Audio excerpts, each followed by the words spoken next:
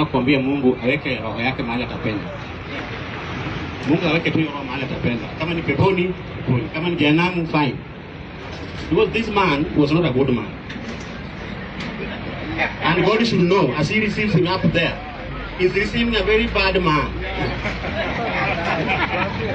Tamu ya kwanza, Charles Ong'ondowere slaughtered people in Kasipul Kapolo for him to be the MP tamu ya kwanza. Use the second term, he threatened the aspirants wote wa ODM mpaka wakaacha kusimama, akakuja ODM akachukua ticket. Just the election ya juzi ya chama hii kidogo tu tuko na kuarana juzi hapa. Kuna kijana amezikwa anakuwa na mkono, kwanza wameua yeye wakakata mkono. Kwa mambo ya chama tu. Hata sisi tuguruguarana hapa lakini hatukukatana mkono. So this is a man who was to die some time back. Hata God postponed his death.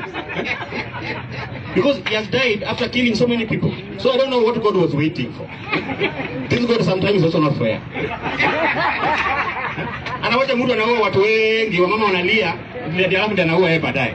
Alafu anafanya the guy dies in a very nice place. Karibu na mochari tatu, pande Kenyatta, City, Nairobi, man, that's not fair. God, hata he was to be cut into pieces bila alikata vijana huko. The young man ameongea hapa. This guy alikata vijana term 1, amekata vijana term 2.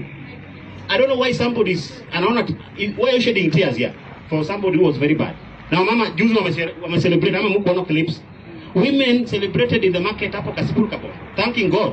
Hata wanataka huyo mwenye alishoot yeye aende huko wamfanyie sherehe. Mwache mchezo bwana. He who lives by the sword will perish by the sword. Where mimi